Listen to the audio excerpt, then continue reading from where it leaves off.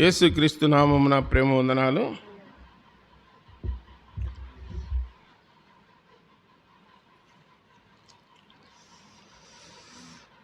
మురళీ హరితరాని కూతురు హాసిని, తర్వాత ప్రసాద్, వీళ్ళు ఇంటర్మీడియట్ చదువుకుంటున్నారు. ఒకళ్ళు హైదరాబాద్లో, ఒకళ్ళు ఒంగోలులో అని చెప్పి తెలియజేస్తున్నారు. తర్వాత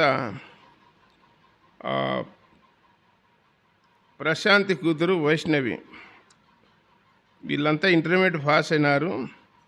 తర్వాత హరితరాని కుమారుడు ప్రసాద్ ఎంసెట్ రిజల్ట్ గురించి ప్రార్థన చేయమని అడిగినారు. మరి ప్రార్థన చేద్దాం. ఇంకా కొందరున్నారు ఇంటర్మీడియట్ పాస్ అయిన వాళ్ళు, తర్వాత 10th పాస్ అయిన వాళ్ళు, వారు కూడా ఫర్దర్ కోర్సులలో చేరేటట్లు ప్రార్థన చేద్దాం. కళ్ళు మూసుకుంటే అపోస్తల కార్యములు 2వ అధ్యాయం ఒక వచనాన్ని చదువుకొని ప్రార్థన చేద్దాం. అపోస్తల కార్యములు 2వ అధ్యాయం 1వ వచనం. పెంతెకొస్తు పండుగ దినము వచ్చినప్పుడు అందరూ ఒక చోట కూడియుండురి. ప్రార్థన. పరలోకపు తండ్రి, మహిమగల దేవ, యేసు ప్రభువా, సర్వాధికారి, మీకు స్తోత్రములు నాయన.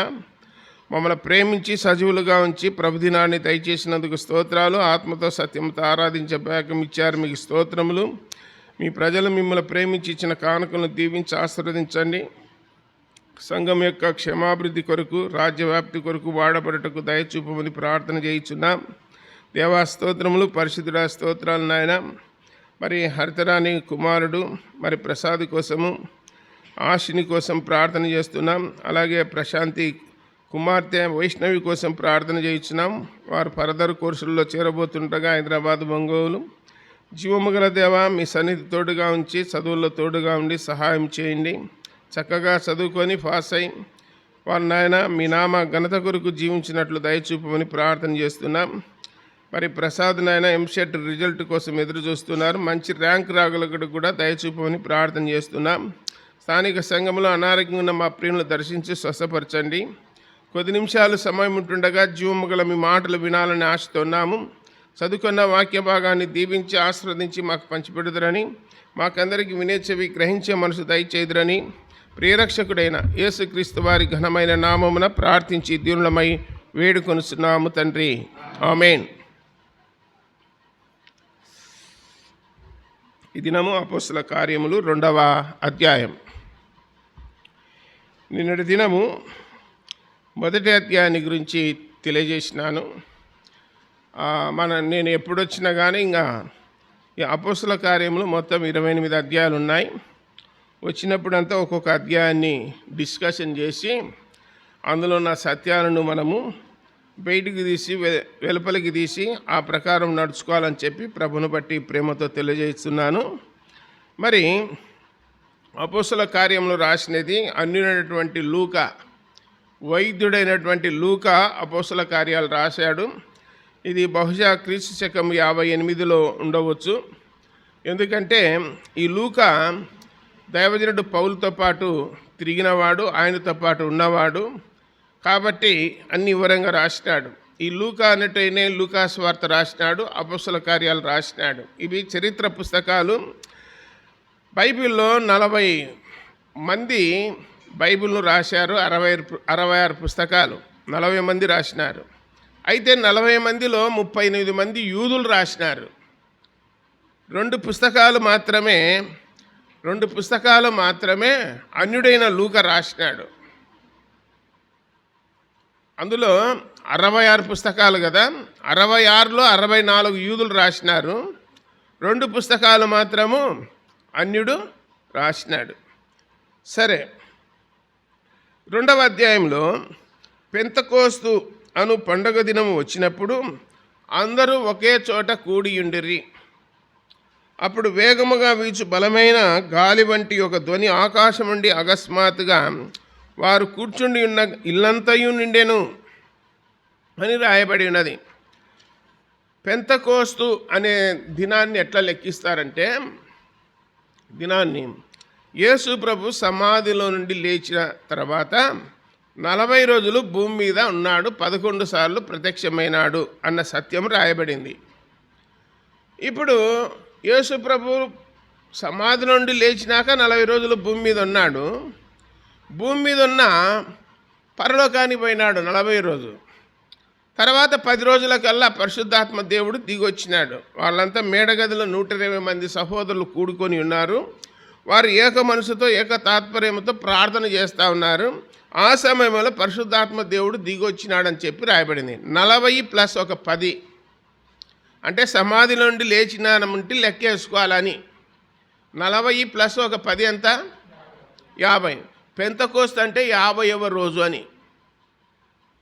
పెంతెకోస్తు అంటే ఏమని? 50వ రోజు. ఆ రోజు పరిశుద్ధాత్మ దేవుడు దిగొచ్చినాడు కనుక ఆ పేరును బట్టి డినామినేషన్ ఏర్పడింది. పెంతెకోస్తు సంఘము అని చెప్పి పెట్టుకున్నారు. 50వ రోజు పరిశుద్ధాత్మ దేవుడు దిగొచ్చినాడు కనుక ఆ లెక్క పరిశుద్ధాత్మ దేవుడు ఏ రోజైతే దిగొచ్చినాడో ఆ దినానికి పెంతెకోస్తు అని పేరు.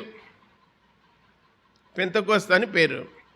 అందుకే పెంతెకోస్తు సంఘాలలో ఎక్కువగా పరిశుద్ధాత్మని గురించి మాట్లాడుతూ ఉంటారు. వారు హల్లెలూయా అని పిలుస్తూ ఉంటారు. తర్వాత వాళ్ళు మీరు ఆత్మను పొందినారా అని చెప్పి మిగతా వాళ్ళని అడుగుతూ ఉంటారు. ఆ సంఘాలలో ఎక్కువ ప్రాముఖ్యత దేనికి ఉంటుందంటే పరిశుద్ధాత్మ దేవునికి ప్రాముఖ్యత ఇస్తారన్నమాట. సరే, మంచిది. వాక్యాన్ని చదివేటప్పుడు దాన్ని ఎలా వివరంగా తెలుసుకోవాలి, ఏం కథ అని చెప్పి ఆలోచన చేస్తే ఈ 2వ అధ్యాయంలో 5 అంశాలు దొరికినాయి నేను చదువుతా ఉంటే. వారు కూర్చుండి ఉన్న ఇల్లంతయు నిండెను అని రాయబడింది. 2వ అధ్యాయము 2వ వచనములో బలమైన గాలి వంటి ఒక ధ్వని ఆకాశం నుండి అకస్మాత్తుగా వారు కూర్చుని ఉన్న ఇల్లంతయు నిండెను. నిండెను అనే పదం ఒకటి పట్టుకోండి. మీరు వాక్యాన్ని ఎట్లా చెప్పాలనో తెలుగునోళ్ళు కూడా తెలుసుకోవాలని చెప్తున్నా నేను. నిండెను అనే పదము పట్టుకోండి. బైబిల్లో ఎక్కడెక్కడ నిండినాయి అనేది జ్ఞాపకం చేసుకోండి. ఏమేమి నిండినాయి అనేది జ్ఞాపకం చేసుకోండి. అప్పుడు వాక్యాన్ని చెప్పడం సులువు అవుతుంది. బైబిల్లో మత్తయి సువార్త 18:32 అనుకుంటా ఏమంటాడంటే హృదయము నిండిన దానిని బట్టి నోరు మాటలాడును అన్నాడు. హృదయము నిండితే ఏం మాట్లాడుతుంది? నోరు మాట్లాడుతుంది. కడుపు నిండలేదనుకో ఏమవుతుంది? కడుపు నిండకపోతే ఏమవుతుంది? ఆకలి అవుతుంది, తెలుసు కదా. కడుపు నిండిందనుకో ఇంకా కొంచెం తిన్నాయనంటే తింటాడా?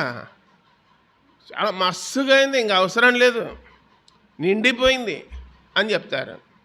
అట్లనే బైబిల్లో నిండెను అనే పదాలు ఎక్కడెక్కడ ఉన్నాయి ఒకసారి ఆలోచన చేయండి. నిండెను అనే పదము ఎక్కడెక్కడ ఉందో చెప్పర్రి అంటున్నా నేను. సరే, నేనే చెప్తాను, గుర్తు చేసుకోండి. నిండినవి ఒక తట్టున, ఖాళీ ఒక తట్టున కుండలు ఉంచమని చెప్పినాడు దైవజనుడు ఎలీషా. నిండిన కుండలల్లో ఒక లైను, ఖాళీ కుండలల్లో ఒక లైను. నూనెతో నింపుకోమని చెప్పినాడు. ఎవరికి చెప్పినాడు? అసలు మైండ్ పనిచేయడం లేదు. బీద ఎదవరాలు అప్పులవాడు 2 కుమారులను పట్టుకొని పోనీకి వచ్చినాడు. రాజులు 2వ గ్రంథం 4వ అధ్యాయం 1వ భాగంలో. అప్పుడు దైవజనుడు ఎలీషా అన్నాడు, ఖాళీ కుండలలో తెచ్చుకోపోండి, నూనెతో నింపండి అన్నాడు. నిండినవన్నీ ఒక లైను, ఖాళీ కుండలలో ఒక లైను, అన్నీ నిండినాయి అయ్యా అని చెప్పి దైవజనుని పోయి చెప్తానే నూనె నిలిచిపోయింది అని రాయబడింది. కుండల్లో ఉన్న నూనె అంతా ఆ ఎదవరాలు ఊర్లోకి తీసుకుపోయి ఏం చేసింది? అమ్మి అప్పు కట్టేసిందే, ఎగరగొట్టిందా? బైబిల్లో చూడండి, అప్పు ఎగరగొట్టమని ఎక్కడ లేదు. 34వ కీర్తన అనుకుంటా, భక్తిహీనులు అప్పు చేసి తీర్చక ఇందురు అని రాయబడింది. దానికి ఆపోజిట్ ఏంటంటే భక్తిపరులు ఏదైనా అవసరం కోసం అప్పు చేస్తే తిరిగి కట్టాలని బైబిల్ చెప్పేది. భక్తిహీనులకు భయం ఉండదు కాబట్టి నీ బుద్ధి పుట్టిన పని చేసుకోపో అంటారు. దైవ గ్రంథంలో అప్పులవాడు వచ్చినప్పుడు ఎలీషా అప్పు ఎగరగొట్టుపో, నేను చూసుకుంటా పో, వాడిని నా దగ్గరికి రమ్మని చెప్పలే, దానికి మార్గం చూపించినాడు. కాబట్టి నిండిన కుండలల్లా నూనెతో నింపబడినాయి. నూనె అమ్మి ఆమె పిల్లలు భూమి మీద ఉన్నంతకాలం బ్రతికినారని వాక్యంలో రాయబడింది. నూనె దేనికి సాదృశ్యం అంటే పరిశుద్ధాత్మనికి సాదృశ్యం. దేనికి సాదృశ్యం? నూనె పరిశుద్ధాత్మ దేవునికి సాదృశ్యము. ఒకటి అది. రెండోది 23వ కీర్తనలో ముగింపులు అన్నాడు, నా గిన్నె నిండి పొర్లుచున్నది. ఎవరు అన్నారు 23వ కీర్తనలో? దావీదు. యెహోవా నా కాపరి, నాకు లేమి కలగదు. పచ్చిక గల చోట్ల దేవుడు నన్ను పరుండజేయును, శాంతికరముల జలముల చెంత నన్ను నడిపించును అంటూ నా గిన్నె నిండి పొర్లుచున్నది అన్నాడు. గిన్నె అంటే హృదయం నిండి పొర్లుచున్నది అన్నాడు. ఒకటి రాజులు 2వ గ్రంథం 4వ అధ్యాయంలో నిండిన కుండలల్లా 23వ కీర్తనలో దావీదు అన్నాడు, నా హృదయము నా గిన్నె నిండి పొర్లుతుంది అన్నాడు. యోహాను సువార్త 12వ అధ్యాయం 3వ వచనంలో యేసు ప్రభు కుష్ఠరోగైన సీమోని ఇంటిలో భోజనానికి కూర్చున్నాడు. అప్పుడు మరియా అనేటువంటి ఒక సహోదరి మిక్కిలి విలువగల అచ్చా జటమాంసి షేరున్నర అత్తరు తీసుకొని వచ్చి ఆ అత్తరు బుడ్డి పగలగొట్టి యేసు ప్రభు తలపైన పోసి ఆమె పాదములకు కూడా దుడిచింది అత్తరు. ఆడ రాయబడిన మాట ఏంటంటే, ఆ ఇల్లంతయు అత్తరు వాసనతో నిండాను. ఎక్కడుంది వాక్యము? యోహాను సువార్త 12వ అధ్యాయం 3వ వచనం. ఆ ఇల్లంతయు నిండెను అనే మాట చూస్తున్నాం. యోహాను సువార్త 2వ అధ్యాయం 6వ వచనం, ఆయన మీతో చెప్పునది చేయుడి. యేసు ప్రభు ఏం చెప్పినాడు? అక్కడ 2 3 తూములు పట్టు 6 రాతి బాణలు ఉన్నాయి. 6 రాతి బాణలకు నీళ్లను ఎంతవరకు నింపమన్నాడు? అంచుల మటుకు నింపమన్నాడు. అంటే ఫుల్లుగా బాణకు అంచుకాటికి నింపేసినారు రాతి బాణలకు, అంటే కంప్లీట్గా నింపినారని. దీని అర్థం ఏంటంటే నిండెను నిండెను నిండెను అనే పదాలు ఎక్కడైతే వచ్చాయో అక్కడ మన హృదయము వాక్యముతో నింపబడాలి, పరిశుద్ధాత్మతో నింపబడాలి. వాక్యంతో, దేవుని మాటలతో మన హృదయం నింపబడితే దేవుడు మనతో ఉంటాడు. అది వాక్యములో రాయబడినది. యోహాను సువార్త 15వ అధ్యాయము 5, 6 వచనాల్లో యేసుప్రభు చెప్పినాడు, నా మాటలు మీ యందును మీరు నా యందును ఉండినట్లయితే మీకు ఏది ఇష్టమో అడుగుడి అన్నాడు. ఆయన మాటలు మనలో ఉండాలి, మనం ఆయనలో ఉండాలి. అప్పుడు ఆయన ఏమడిగినా నేను ఇస్తానని చెప్పినాడు. కాబట్టి మీరు నా యందు నిలిచి ఉంటేనే అన్నాడు, మీరు ఫలిస్తారని చెప్పినాడు.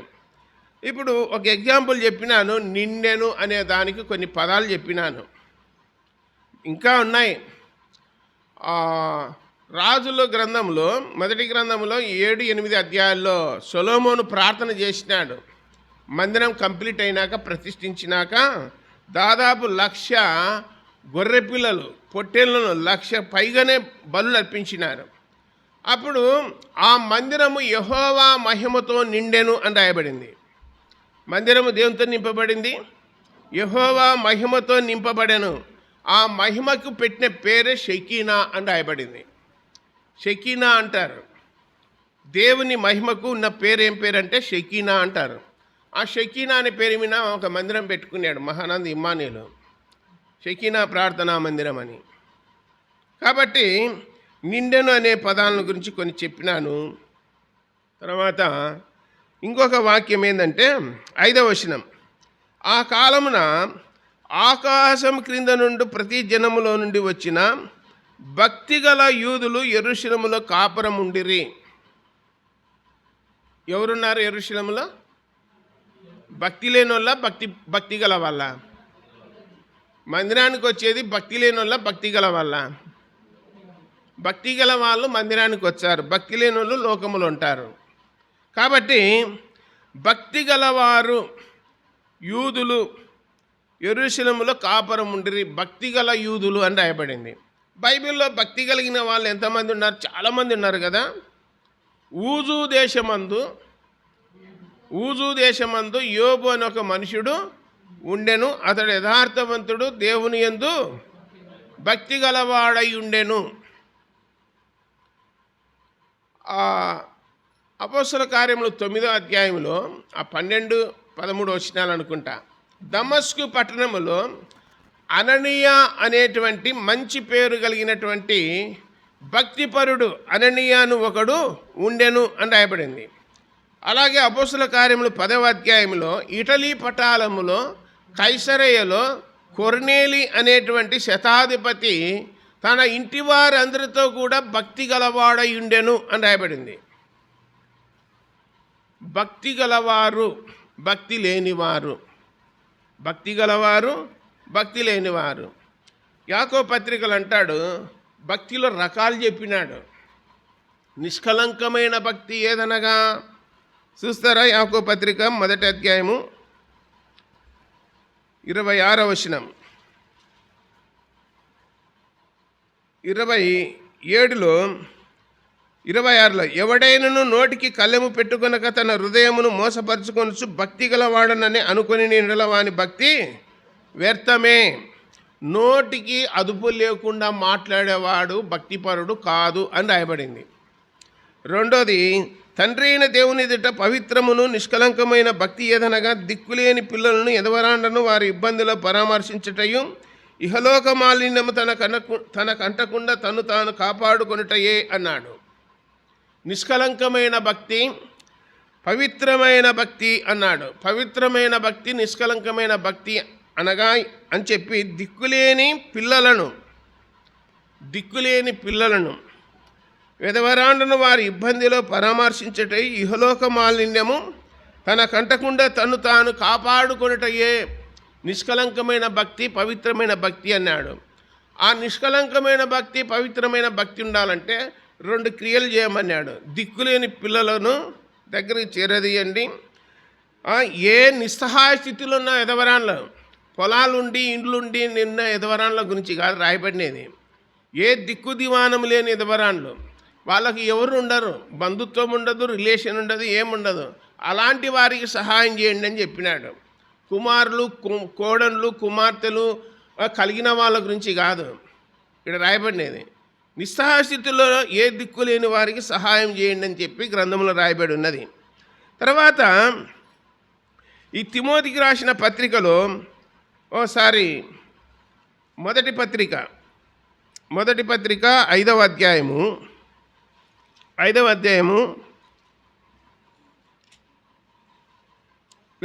పత్రిక 3వ అధ్యాయము 5వ వచనం, పైకి భక్తి గల వారి వలె ఉండియు దాని శక్తిని ఆశ్రయించిన వారునై ఇందురు, ఇట్టి వారికి విముఖుడువై ఉండుము. భక్తి ఎట్లా ఉంటుంది? పైకి భక్తి, లోపల కాదు. పై భక్తి అంటే తెలుసా?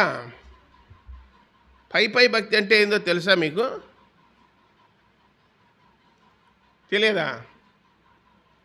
భక్తి అనేది ఎక్కడ ఉండాలా? లోపల ఉండాలి, హృదయంలో ఉండాలి. అయితే పై భక్తి అంటే ఆదివారం వచ్చిందంటే ఏం చేస్తాం మనము?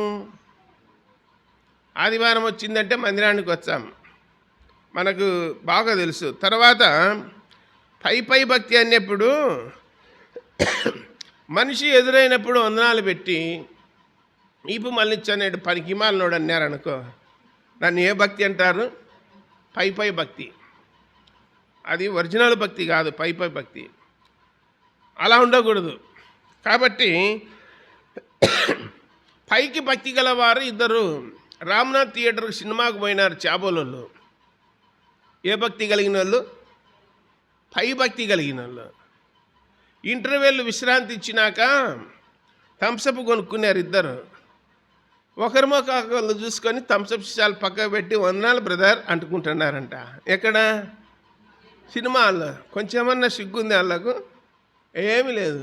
పై భక్తి వాళ్ళకి ఏం సిగ్గుంటుంది? ఏం సిగ్గుండదు, ఏముండదు. కాబట్టి ఇలాంటి వాళ్ళని ఏమంటారంటే పై భక్తి కలిగిన వారు అని. తర్వాత అపోస్తల కార్యములు 2వ అధ్యాయం 13వ వచనములో కొందరైతే వీరు క్రొత్త మద్యముతో నిండుకొని ఉన్నారని అపహాస్యము చేసిరి అని రాయబడింది. క్రొత్త మద్యముతో నిండుకొని ఉన్నారని అపహాస్యం చేసిరి. పెంతెకోస్తు పండగ దినమున మేడగదిలో 120 మంది సహోదరులు కూడుకొని ఉన్నారు. వారితో పాటు కొందరు సహోదరులు కూడా ఉన్నారు. పరిశుద్ధాత్మ దేవుడు దిగొచ్చినప్పుడు అన్య భాషలతో వారు మాట్లాడుచున్నారు. అన్య భాషలంటే ఎవరికి అర్థం కాని భాషలని కాదు. ఇక్కడ రాయబడినది ఏంటంటే ప్రతివాడు తన స్వభాషతో మాట్లాడనని రాయబడింది. ప్రతివాడు తన స్వభాషతో మాట్లాడనని రాయబడింది.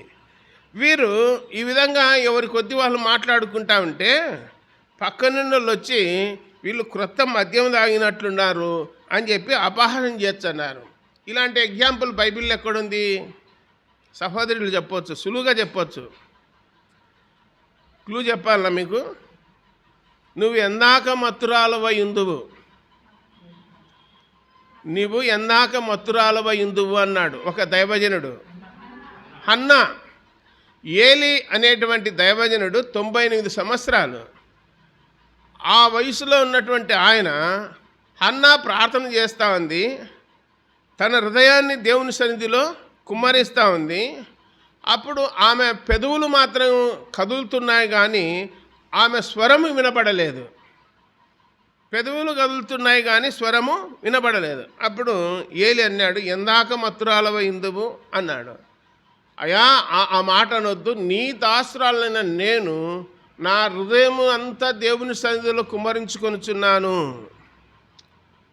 నాకు దేవుడు ఒక మగపిల్లవాడిని దయచేస్తే నేను దేవునికే ప్రతిష్ఠిస్తా అని చెప్పి ఏలితో అన్నప్పుడు, నువ్వు ఏం అడిగినావో అది దేవుడు నీకు దయచేయునుగాక అన్నాడు ఏలి. నువ్వు అడిగిన దాన్ని దేవుడు దయచేయునుగాక, అలాగూ జరుగునుగాక అన్నాడు. కొందరు ప్రార్థన చేసుకుంటుంటే ఎందాక మత్తురాలవై ఉందువు, ఎందుకు ఇట్లా కొత్త మద్యముతో నింపబడి ఉన్నారు అని అంటూ ఉంటారు. ప్రార్థనలో ఉన్నప్పుడు మైమర్చిపోతారు. మనం ఎక్కడున్నది, ఏ స్థలంలో ఉన్నాము, ఏం కథ అనేది కూడా కొన్నిసార్లు గుర్తుండదు. కాబట్టి ఇది ఒక ఎగ్జాంపుల్ మీకు చెప్పినాను. తర్వాత 18వ వచనం, ఆ దినములలో నా దాసుల మీదను నా దాసరాండ మీదను నా ఆత్మను కుమ్మరించేదను కనుక వారు ప్రవచించెదరు. ఇప్పుడు యేసుప్రభు నమ్ముకొనేళ్లకు పరిశుద్ధాత్మ దేవుడు ఎప్పుడు వస్తాడు అని రాయబడేది. ఇట చెప్తా ఉన్నాడు. ఒకసారి దైవజనుడు పౌలు ఎఫెసీయులకు రాసిన పత్రిక 1వ అధ్యాయం 13వ వచనం. 1వ అధ్యాయం 13వ వచనం చూడండి. మీరును సత్యవాక్యమును అనగా మీ రక్షణ సువార్తను విని క్రీస్తునందు విశ్వాసముంచి వాగ్దానం చేయబడిన ఆత్మచేత ముద్రింపబడితిరి. ఎప్పుడైతే యేసు ప్రభు మనందరి కోసము పరలోకాన్ని, సింహాసనాన్ని వదిలిపెట్టి మానవుడుగా, దీనుడుగా, రిక్తునిగా, ఏమి లేనివానిగా, దరిద్రునిగా భూలోకానికి వచ్చినాడు. 3.5 సంవత్సరాలు దేవుని రాజ్య సువార్తను ప్రకటించి చివరిగా సకల మానవుల యొక్క పాప పరిహారము నిమిత్తము, పాప క్షమాపణ నిమిత్తము, పాపాలు క్షమించడం కోసము, పాపాన్ని కడిగివేయడం కోసము యేసు ప్రభు తన ప్రాణాన్ని శిలువలో ధారపోసినాడు, రక్తము గార్చినాడు. యేసు రక్తము వలన ప్రతి పాపము కడగబడును, పవిత్రము చేయబడుతుంది అన్న సువార్త ప్రజలకు వినిపించినప్పుడు వాళ్ళు ఆ సువార్త ద్వారా పొడవబడిన వారై హృదయంలో నొచ్చుకొని వారు ఏం చేస్తున్నారంటే పేతురు దగ్గరికి వచ్చి, అయలారా మేమేమి చేయాలి అని అడిగినారు.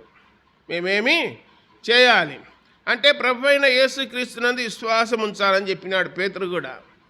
మీరందరూ యేసు ప్రభు నామమున పాప క్షమాపణ నిమిత్తము బాప్తిసం తీసుకోవాలా, మారు మనసు పొందాలా అని చెప్పి పేతురు స్పష్టంగా తెలియజేసినాడు. అదే వాక్యము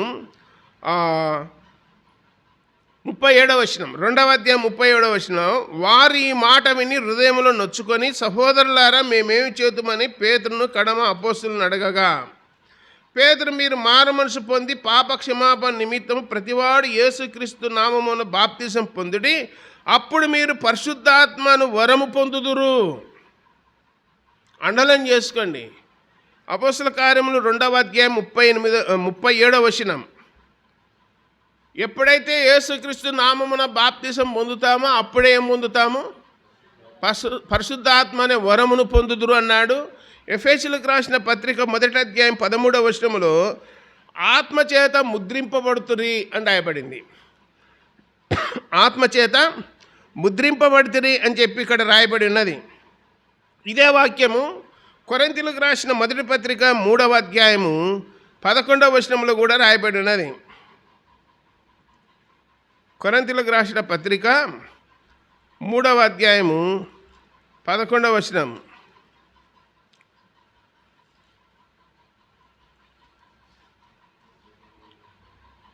చూస్తారా?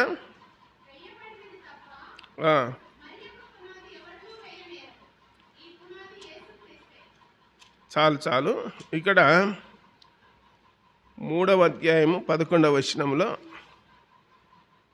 ఈ పునాది గురించి రాయబడింది కదగా, ఆత్మను గురించి ఒక మాట రాసినాడు. 2వ అధ్యాయంలో 10వ వచనములో, మనకైతే దేవుడు తన వాటిని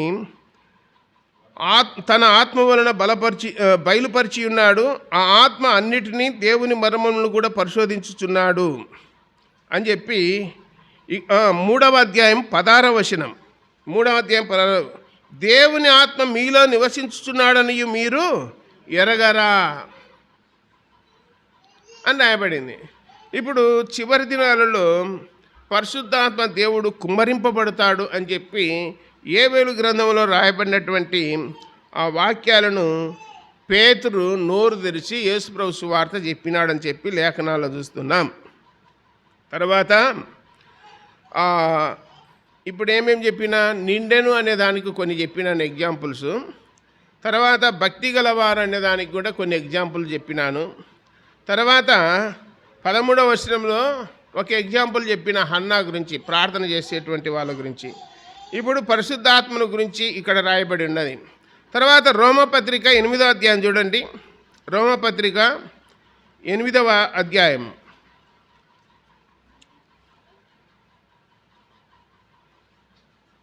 8వ వచనం.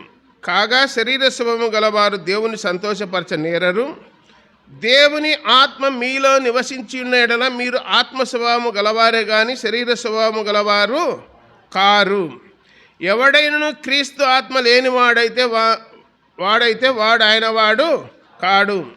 క్రీస్తు మీలో ఉన్న ఎడల మీ శరీరము పాపం విషయం మృతమైనది కానీ మీ ఆత్మ నీతి విషయమై జీవము కలిగి ఉన్నది. మృతుల్లో నుండి యేసును లేపిన వాని ఆత్మ మీలో నివసించిన ఎడల మృతుల్లో నుండి క్రీస్తు యేసును లేపిన వాడు చావనుకులోని మీ శరీరమును కూడా మీలో నివసించున్న తన ఆత్మ ద్వారా జీవింపజేయును. 13వ వచనం ఏమంటున్నా అంటే, మీరు శరీరానుసారముగా ప్రవర్తించినట్లా చావవలసిన వారు ఎందురు కానీ ఆత్మచేత శారీరక క్రియలను చంపిన ఎడల జీవించెదరు. 14, దేవుని ఆత్మచేత ఎందరూ నడిపింపబడుదురో వారందరూ దేవుని కుమారులై యుందురు. 16వ వచనం, మనం దేవుని పిల్లలమని ఆత్మ తానే మన ఆత్మతో కూడా సాక్ష్యం ఇచ్చుచున్నాడు అని రాయబడింది. కాబట్టి ఎవడైనను క్రీస్తు ఆత్మ లేని వాడైతే వాడు ఆయన వాడు కాడు అని చెప్పి రాయబడింది. ఎందరైతే దేవుని ఆత్మ చేత నడిపింపబడుదురో వారందరూ దేవుని కుమారులని రాయబడింది. సమాధానపరచువారు ధన్యులు, వారు దేవుని కుమారులు అనబడుదురు అని రాయబడింది. తర్వాత తన్ను ఎందరు అంగీకరించరు అనగా తన నామమందు విశ్వాసముంచు వారికి దేవుని పిల్లలగుటకు ఆయన అధికారము అనుగ్రహించెను అని రాయబడింది. కాబట్టి మనమంతా దేవుని పిల్లలము, దేవుని కుమారులము కావాలంటే ఆయనను సొంత రక్షకునిగా అంగీకరించాలా, విశ్వాసం ఉంచాలని రాయబడింది. మేము చెప్పేది ఏంటంటే, ఈ లేఖనాలన్నీ చూపించినప్పుడు ఏ రోజైతే యేసు ప్రభువును సొంత రక్షకునిగా అంగీకరిస్తామో ఆ రోజే పరిశుద్ధాత్మ దేవుని ద్వారా ముద్రింపబడినాము అని అర్థం. అంతే. ఇంకా దేవుడు మనలో ఉన్నాడని అర్థము. మనము ఒక ఒడంబడిక చేసుకున్నాము. గడ్డన ప్రజలు ఉంటారు, ఒడ్డున మనం నీళ్ళల్లో ఉంటాము. యేసు ప్రభు దేవుని కుమారుడని నమ్ముచున్నావా అని ఒప్పిస్తారు. నీ పాపములు క్షమించినాడని విశ్వసించుచున్నావా అని ఒప్పిస్తారు. నువ్వు చనిపోతే పరలోకం చేరుతావన్న నీ విశ్వాసము నమ్మకం నీకుందా అంటే ఉంది. కాబట్టి భూమి మీద ఉన్నంత కాలము మందిరానికి వెళుతూ భక్తి కలిగి ఉంటా అని చెప్పి ఆ రోజు తీర్మానం చేసుకున్నాం. కాబట్టి ఏ రోజైతే తీర్మానం చేసుకుంటామో ఆ రోజే పరిశుద్ధాత్మ దేవుడు మనలోనికి వచ్చినాడని నమ్మాలి. అంతేగా మనలో ఉన్నాడని నమ్మాల. వచ్చినాడో లేదో, నేను మందిరానికి పోతానో లేదో, నేను నిలబడతానో లేదో అన్న సందేహము రాకూడదు. ఒకడంటా ఉన్నాడు, దేవుడు నాతో మాట్లాడేవాడు, నేను 10 సంవత్సరాలు సవాసంలో ఉన్నాను, వాక్యము వింటా ఉన్నాను, బలపన్నాను. నువ్వు బలపన్నావంటే మళ్ళీ లోకంకెళ్ళి చూడవు, అదే గుర్తు అని చెప్పిన నేను. మళ్ళా బలహీనుడైపోయి లోకములో కలిసిపోయి నేను పోని శ్రమలు కొనుక్కొచ్చుకొని దేవుడు నాకు అక్కర్లేదంటున్నాడు. దేవునితో మాట్లాడినానని చెప్పినోడు ఇప్పుడు దేవుడు నాకు అక్కర్లేదంటున్నాడు. బుద్ధి లేదు, నోరు మూసుకో అని చెప్పిన. ఒకసారి దేవుని భయం కలిగి ఉన్నప్పుడు దేవునితో ప్రమాణం చేసిన తర్వాత ఆయన బ్రతికించే దేవునికి మనం కట్టుబడి ఉండాలనా లేదా? నా ఇష్టము, నేనే పని చేసుకుంటున్నా, నేనే ఆరోగ్యం తెచ్చుకున్నా, నేనే బలం తెచ్చుకున్నా, నా ఇష్టం వచ్చేటట్టు బ్రతుకుతా అంటే దేవుడు కూడా చూసినాళ్ళు చూసి ఏం చేస్తాడు? మీకు అందరికీ ఒక స్లోగన్ చెప్పిన, మెనే టేకన్ ఉపార్షన్ అంటాడు. కొన్ని రోజులు చూస్తాడు, దేవుడు కూడా ఓర్చుకుంటాడు, సహించుకుంటాడు. వీని వలన ఏమైనా ప్రయోజనం ఉందంటే బ్రతికిస్తాడు. ఒకవేళ ప్రయోజనం లేదనుకో చాప్టరు క్లోజ్ చేస్తాడు. మనుషుని యొక్క కాలగతులు ఎవరి వశంలో ఉన్నాయి? దేవుని వశంలో ఉన్నాయి. కాబట్టి నీకు ఇంకా అర్థం కావాలని చెప్పి ఆ వ్యక్తికి కొన్ని ఉపమానాలు కూడా చెప్పిన. నా ద్వారా నీకు చెప్పించినాడు. నువ్వు దిద్దుకుంటే తిరిగి బాగుపడతావు. నువ్వు పందివైతే బురదలో పొర్లుతంటావు. నువ్వు గొర్రెవైతే బురదలో నుండి చెంగున గడ్డకి ఎగిరి మళ్ళీ మందిరానికి వచ్చావని చెప్పిన. నువ్వు గొర్రెవా పందివా నువ్వే నిర్ణయం చేసుకో అని చెప్పినాక, నేను పందిని అంటే ఇంకా పోయి పొర్లుతండు ఎవడేమన్నా నిన్ను. నువ్వు గొర్రెవైతే బురదలో నుండి ఏం చేయాలా? బయటికి రావాలా. గొర్రె స్వభావం వేరు, పంది స్వభావము వేరు. చాలాసార్లు చెప్తా ఉంటా కదా, కుందేలు పిల్ల, పంది పిల్ల. ఎప్పుడన్నా విన్నారా లేదా మీరు? మర్చిపోయినారు. దాదాపు 5-6 ఏళ్ళు అయింటా చెప్పి. ఏడ గుర్తుంటుంది మీకు? ఒక తల్లి తన కుమారునికి ఒక 200 ఇచ్చి మార్కెట్కి పోయి కుందేలు పిల్ల కొనకరాపోరా సాక్కోవాలా అని చెప్పిందంట. అంటే పిల్లోడు ఆ గాజులమ్మే బుట్ట అంటారు చూడండి, బుట్ట, అలాంటి బుట్ట తీసుకొని మార్కెట్కి పోయినాడు. మార్కెట్కి పోయి మంచి తెల్లటి కుందేలు పిల్ల కొనుక్కున్నాడు 200 ఇచ్చి. కొనుక్కొని బుట్ట తీసుకొని ఇంటికి వస్తా ఉన్నాడు. ఇంటికి వస్తా ఉంటే మార్గ మధ్యములో ఒక చింత చెట్టు అరుగుంది. అరుక్కాడ పిల్లలు గోళీలు ఆడుకుంటున్నారు. బుట్ట మనోడు చింత చెట్టు కింద పెట్టి ఈడు ఒక అర్ధగంట సేపు గోళీలు ఆడుకుంటా ఉన్నాడు. ఈ లోపల ఒక పనికిమాలినోడు ఏం చేసినాడంటే బుట్టను తెరిచి చూసినాడు. తెరిచి చూసి ఏముంది దాంట్లో? కుందేలు పిల్ల ఉంది. అరే ఇది బాగుందిరా కుందేలు పిల్ల అని చెప్పి వాడు ఏం చేసినాడంటే ఆ చింత చెట్టు కింద ఇంకో బురద గుంటలో పంది పిల్లలు ఉన్నాయి. ఓ పంది పిల్లను పట్టుకొచ్చి బుట్టలో పెట్టి కుందేలు పిల్లని తీసుకున్నాడు. కనపడకుండా పెట్టుకున్నాడు. మనవాడు పిల్లోడు గోళీలు ఆడి, ఏమ్మా తెచ్చిన కుందేలు పిల్ల మార్కెట్ నుంచి చూసుకోపో అన్నాడు. వాళ్ళ అమ్మ పోయి బుట్ట తెచ్చి చూసి ఏముంది దాంట్లో? పంది పిల్ల ఉంది. ఒరే బుద్ధి లేనాడా, నీకేం చెప్పినా నువ్వేం తీసుకొచ్చినావు? లేదమ్మా కుందేలు పిల్లనే తీసుకొచ్చినా, చూడురా నీ ముఖం చూడు ఒకసారి దీంట్లో అన్నా. చూచి ఏముంది దాంట్లో? పంది పిల్ల ఉంది బుట్టలో.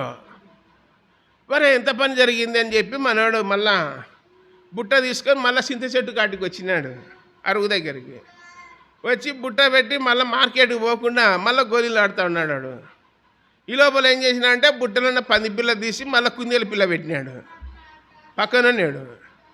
మనవాడు మార్కెట్కి అట్టనే తీసుకుపోయినాడు. ఏమా బుద్ధిందో లేదా కుందేలు పిల్లని అడిగితే పంది పిల్లని ఇచ్చినావు, ఏది ఇక్కడ దారా బుట్ట అని చెప్పి చూస్తే మార్కెట్లోకి పోతే ఏముంది దాంట్లో కుందేలు పిల్ల ఉంది. అరే ఇది ఏందా మార్కెట్లోకి వచ్చే కుందేలు పిల్ల అవుతుంది, ఇంటికి పోతే పంది పిల్ల అవుతుంది, నాకేం దిక్కు తెలియదు, ఇది ఏంది ఇది అర్థం కావడం లేదన్నాడు. మళ్ళీ ఆడపోయి చూస్తే మళ్ళీ తీసుకొని వచ్చినాడు. తీసుకొని వచ్చి మళ్ళీ చింత చెట్టు కట్టుకొచ్చాను ఏం చేసినాడు, మళ్ళీ మామూలుగా ఇంటికి తీసుకపోతే పంది పిల్లే. ఇంటికి తీసుకపోతే ఏ పిల్ల ఉంది, పంది పిల్ల ఉంది. మరి ఎన్నిసార్లు చెప్పినా నువ్వు పంది పిల్లని తెచ్చున్నావు, నీకు బుద్ధి మారలేదని చెప్పి పంది పిల్లను వాళ్ళమ్మ బయట ఇసిరి పడేసింది. అలా ఇది అని మీకేమర్థమవుతుంది అంటే దీని అర్థం ఏంటంటే మనం ఇంటికాడ నుండి మందిరానికి వచ్చాం, మందిరం కాడ నుండి ఇంటికాటికి పోతాం. ఈ మధ్యలో సాతానుడేవాడు మధ్యలో అటాక్ చేసి మనలో విత్తబడిన వాక్యాన్ని దొంగిలించేసి ఇంకా ఖాళీ హృదయంతో ఇంటికి పో, ఏం చెప్పినారో ఈరోజు ఆదివారం వాక్యం మాకేం అర్థం కాలేదు అని చెప్పి ఫ్యాన్లు వేసుకొని గురకలు తీసి నిద్రపోతారు అన్నం తిని. ఇంకంతే, ఇంకా ఏం చెప్పింది కూడా మతికున్నది. ఈరోజు అపొస్తలుల కార్యములు 2వ అధ్యాయం చదివినారు. అందులో 5 రెఫరెన్సులు, నిండెను అనే మాట, భక్తి గలవారనే మాట, దేవుని ఆత్మ అనే మాట, ఈ విధంగా చెప్పినారు అన్న మాటలు కూడా గుర్తుండవు. క్రైస్తవులు ఈనాడు ఎట్లున్నారంటే మందిరానికి వచ్చినప్పుడు కుందేలు పిల్లల్లాగా ఉన్నారు, ఇండ్ల కాటికి పోతానే పంది పిల్లల్లాగా ఉన్నారు. ఉంటే కుందేలు పిల్లలాగా ఉండు, లేకపోతే పంది పిల్లలాగా ఉన్నాడు. మధ్యన ఎవడు చేస్తున్నాడు ఆ పని? సాతానుడు. మధ్యన సాతానుడు చేస్తున్నాడు. ఆ స్థలానికి పోకూడదని చెప్పి మందిరానికి వచ్చిన వాళ్ళు నేరుగా ఎక్కడ పోవాలా? ఇంటికి పోవాలి. మధ్యన పక్క ఇంట్లో దూరి వ్యవహారం చేసినారనుకో పంది పిల్లలాగా తయారవుతారు. పోతే మధ్యాహ్నం ఇళ్ళలో దూరకూడదు. ఇళ్ళలో దూరితే చెడగొడతారు, అన్నీ నేర్పుతారు. ఏం పర్వాలేదులే అని సర్దుకొని పోదాంలే అనే కిందికి పోతారు. కాబట్టి దైవగ్రంథంలో దేవుడు ఏం చెప్తున్నాడంటే మీరు ఒకసారి దేవునితో ప్రమాణం చేసే మనము క్రైస్తవులుగానే విశ్వాసులంగానే పరిశుద్ధులంగానే ఉండాలని దేవుడు ఇష్టపడుతుండేది. మళ్ళా లోకంలోకి పోరు అని చెప్పడం లేదు. కాబట్టి ఈ ముగింపుకు వస్తాం. అపొస్తలుల కార్యములు 2వ అధ్యాయము 42వ వచనం. వీరు అపొస్తలుల బోధ యందును సహవాసమందును రొట్టె విరుచుట యందును ప్రార్థన చేయుట యందును ఎడతెగక ఉండిరి. బోధ అనేది ఒక సబ్జెక్టు. బోధ అనేది బోధలు రకరకాలు ఉన్నాయి, తెలుసు కదా. ఆరోగ్యకరమైన బోధ ఉంది, ఇంకేముంది, కల్పనా కథలు, దుర్బోధలు, అబద్ధ బోధకులు, అబద్ధ ప్రవక్తలు. యూదాపత్రిక 1వ అధ్యాయము 2వ వచనంలో ఏమంటున్నాడంటే ప్రకటన గ్రంథానికి ముందు ఉంటుంది 3వ వచనం. ప్రియులారా, మనకందరికీ కలిగిన రక్షణ గురించి మీకు రావాలనని విశేష ఆసక్తి గలవాడనై ప్రయత్నపడుచుండగా పరిశుద్ధులకు ఒక్కసారే అప్పగింపబడిన బోధ నిమిత్తం మీరు పోరాడవలనని మిమ్మల్ని వేడుకొనుచు మీకు రాయవలసి వచ్చెను. పరిశుద్ధులకు ఒక్కసారే అప్పగింపబడిన బోధ ఒక్కసారి ఒకే బోధ మీద కట్టబడాలి. మన బోధ ఏ బోధ? అపొస్తలుల బోధ. కొరింథీ పత్రిక 3:11 రాయబడినట్లు, నేను నేర్పరైన శిల్పకారుని వలె పునాది వేసితిని, ప్రతివాడు దాని మీద కట్టుచున్నాడు. ఆ పునాది క్రీస్తే అని రాయబడింది. మనము క్రీస్తు అనే సంఘం మీద, క్రీస్తు అనే బండ మీద క్రీస్తు అనే పునాది మీద కట్టబడాలి అని గ్రంథంలో రాయబడింది. బోధ నిమిత్తం పోరాడండి అంటున్నాడు. బోధలు రకరకాలు ఉన్నాయి, తెలుసా మీకు? ఏం పర్వాలేదక్క, సినిమా చూడొచ్చు, సీరియల్ చూడొచ్చు, మళ్ళీ మందిరానికి రావచ్చు అనే బోధలు ఉన్నాయి. ఈ బోధనలు ఏమంటారంటే యెజబేలు బోధలు. తుయతీర సంఘంలో ఉన్నాయి ఆ బోధలు. ప్రకటన గ్రంథం 3వ అధ్యాయములో ఆ వాక్యాలు ఉన్నాయి. తుయతీర సంఘములో యెజబేలు బోధ ఉంది. పండగ చేసుకో, నలుగు పెట్టుకో, పసుపు రుద్దుకో, పూలదండలు వేసుకో, మామిడాకులు కట్టుకో, ఇలాంటి బోధనలు ఉన్నాయి. ఏ సంఘంలో? తుయతైర సంఘంలో. ఏ బోధ? యెజబేలు బోధ. యెజబేలు బోధ ఏందో మీకు తెలుసు కదా. యెజబేలు ఎక్కడుందంటే రాజులు 1 గ్రంథం 21 అధ్యాయంలో ఉన్నది. యెజబేలు ఏం చేస్తాడంటే పనికిమాలిన వాళ్ళనల్లా పోగు చేసి మరి నిష్కారణముగా అన్యం పుణ్యం ఎరిగినటువంటి నాబోతును రాళ్ళతో కొట్టి చంపించింది అని చెప్పి గ్రంథంలో రాయబడింది. అది యెజబేలు బోధ. అలాంటి బోధలు కూడా ఉన్నాయి సంఘాల్లో అని చెప్పి చెప్తున్నాడు. ఆ బోధలకు చెవి యొగ్గకూడదు అంటున్నాడు. కాబట్టి మనకు ఆరోగ్యకరమైన బోధ ఉండాలి అని చెప్పి గ్రంథంలో రాయబడి ఉన్నది. ఉన్నది ఉన్నట్లు మనం మాట్లాడుకోవాలి. కలిపి చెరపడి బోధలు అక్కర్లేదన్నాడు. తర్వాత రెండోది ఏమన్నాడు? సహవాసము. సహవాసాన్ని గురించి చెప్పినా కదా. మనమందరం ఐక్యంగా ఉన్నామనుకో, దుష్టుడు మన మీద దాడి చేస్తాడా?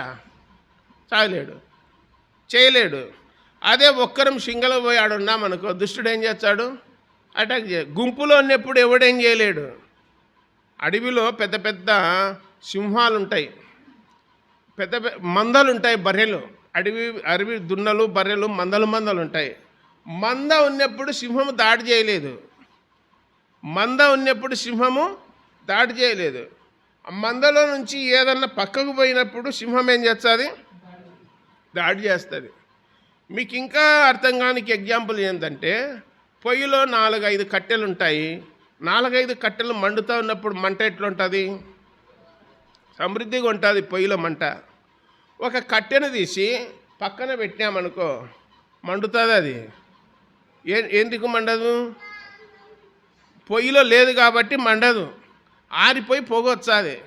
అట్లనే సంఘం అనే పొయ్యిలో విశ్వాసులు అనే వాళ్ళు ఉంటే మండుతుంటారు, వెలుగుతూ ఉంటారు. అట్లా కాకుండా నేను ఇంట్లోనే ఉంటా అంటే ఆరిపోతావు. ఎందుకు ఆరిపోతావు అంటే సహవాసం లేక. దిదుమానబడిన తోమ యేసు ప్రభు ఆదివారం సాయంకాలము వారి మధ్యన ప్రత్యక్షమైనప్పుడు లేడు. తర్వాత మరుసటి రోజు వచ్చి తోమాకు చెప్పినారు, మేము యేసు ప్రభుని చూసినాము, ఆయన మాతో మాట్లాడినాడు, రొట్టె ఇరిచినాడు, మేము మాట్లాడినాము.